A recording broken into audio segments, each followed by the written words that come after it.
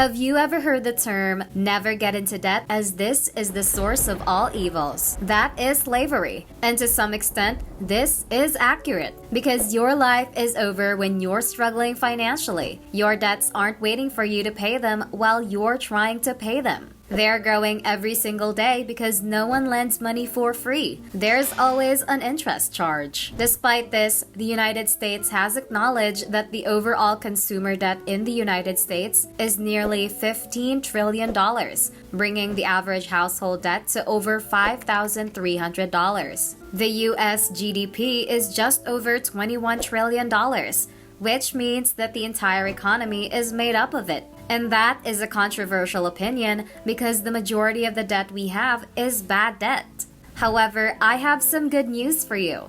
That isn't always a bad thing. You likely have credit card debt, a car loan, a possibly student debt, and you're thinking to yourself, paying off all of these debts will take decades. What in the world makes you think that's a good thing? In order to truly understand how that can be beneficial, let's take a look at how the wealthy continue to utilize this to gain even more money. It may appear puzzling because why would someone with a lot of money use loans in the first place? Debts are supposed to be used by individuals who don't have any, but that isn't how capitalism works. If you know how to use it, it's a powerful tool, and in this video, you'll discover how wealthy individuals utilize it to make loads of money. So go ahead and give this video a thumbs up and let's get started. Number 1. The majority of trade is based on debt.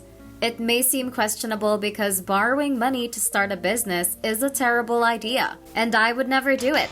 But there are some businesses, particularly established enterprises, where borrowing money is the greatest alternative. Let's assume you're trying to sell pens. It's a highly common item, and there's always a market for it. In an ideal scenario, you'd fly to China and discover a factory that makes that type of pen at a reasonable price. You'd buy a container of pens, ship them to the United States, and distribute them to your customers. But nowadays, unless it's a more involved product that requires you to fly to the manufacturer, most of this is done online through portals like Alibaba. But here's the catch. You don't actually have to pay for the products to have them. Let me explain how.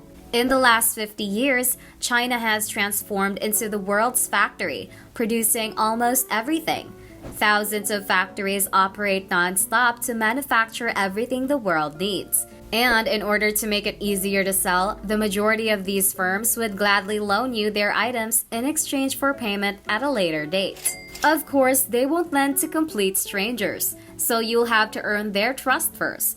But that's how business has been done for the previous 50 years. The client would pay the factory and borrow more products after the product was sold in the United States or anywhere else in the world. You're simply telling the factory that you know how to make it, so please allow me to sell it. That will be my profit if I can sell it for more than this value. The fact that you aren't tying up your own money in this trade makes this method even better. That is why selling is one of the most important skills you can acquire. Number 2. Refinancing. Since it is filled with loopholes, real estate debt is the best sort of debt. Wealthy people always have several mortgages in order to take advantage of all the tax breaks, because they're gonna pay extra taxes if they don't have a mortgage. Remember, every dollar you save instead of paying taxes is an extra dollar earned. So that's one way rich people get richer. But let me give you a more typical example on how rich people get rich in real estate. Assume you've put aside $200,000 in savings. That's a lot of money. But to be honest, it's peanuts. You couldn't even buy a house with it. Of course, you won't be able to secure a mortgage for more than $800 because you'll need to put down 20%. But here's the deal. Let's imagine you come across a property for $500,000. It's in pretty bad shape and will require some, if not all, renovation. You go to a bank and apply for a mortgage with a 20% down payment. Let's say you're aiming to renovate the house for up to 10% of the overall cost, or $50,000. So you return to the bank, this time to refinance your mortgage.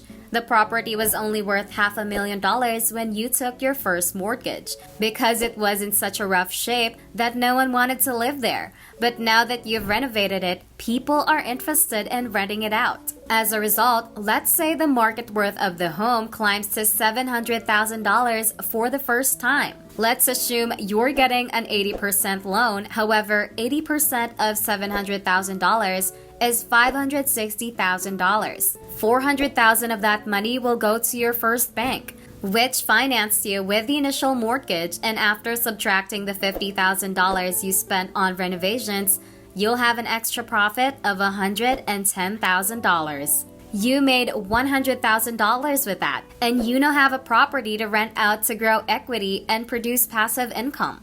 Furthermore, because you have a mortgage, you will be able to avoid paying taxes. Among real estate investors, this is a relatively popular technique. Now, do you still think that this is a terrible idea? I'll leave that for you to answer in the comment threads below. Number 3. Hedge funds.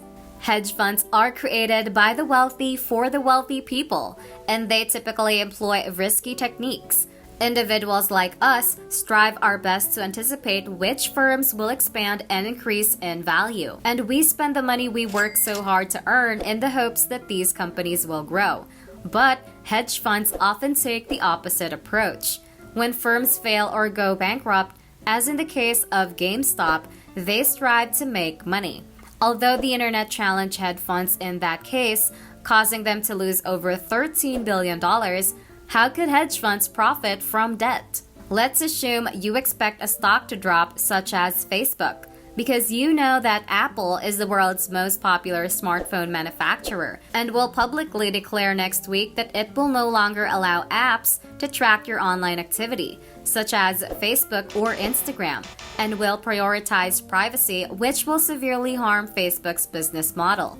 So you pick up the phone and dial your broker's number to borrow a single $100 Facebook stock from him and sell it on the open market for $100. Congratulations, you now have $100 in your pocket, but you still owe your broker one stock in Facebook. Let's hope you're correct and the price of a Facebook stock drops to $70 next week.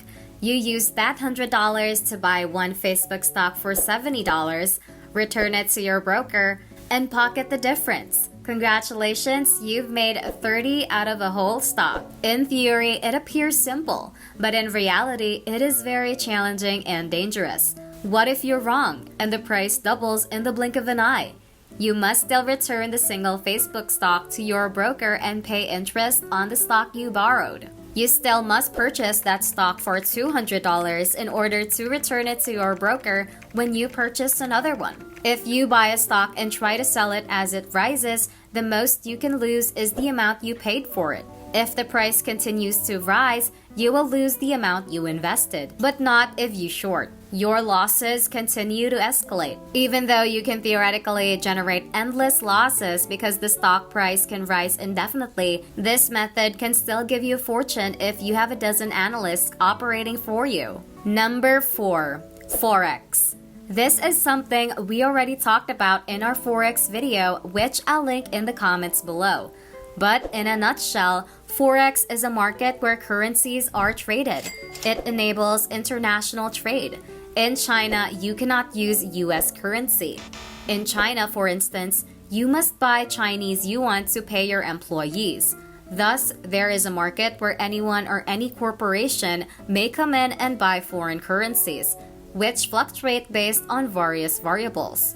When the Federal Reserve raises interest rates, the supply of dollars in the market is limited, making the US dollar higher against other currencies, or vice versa. If you can estimate which currencies will rise or fall, you could generate revenue in this market. But what sets these markets apart from the rest is that you can borrow an additional $100 for every dollar you spend to trade in Forex. This means that if you trade with $1,000, you can have a position worth $100,000. It will be enormous if you make even a tiny profit, such as 1%. Number 5. Credit score. Debt is a tremendous tool, as you can see. Every successful business or entrepreneur makes use of it in a lot of ways, especially if you have an established strategic plan. Borrowing money to finance purchase orders is something that almost every firm does. So stop thinking in terms of all debt being bad. Of course, debts with a high interest rate such as credit card debts are terrible. But in order to acquire a lower interest rate, you must reduce the risk associated with lending you money. How do you make that work? You establish a track record as a trusted borrower. There are billions, if not trillions, of dollars in banks waiting to be borrowed.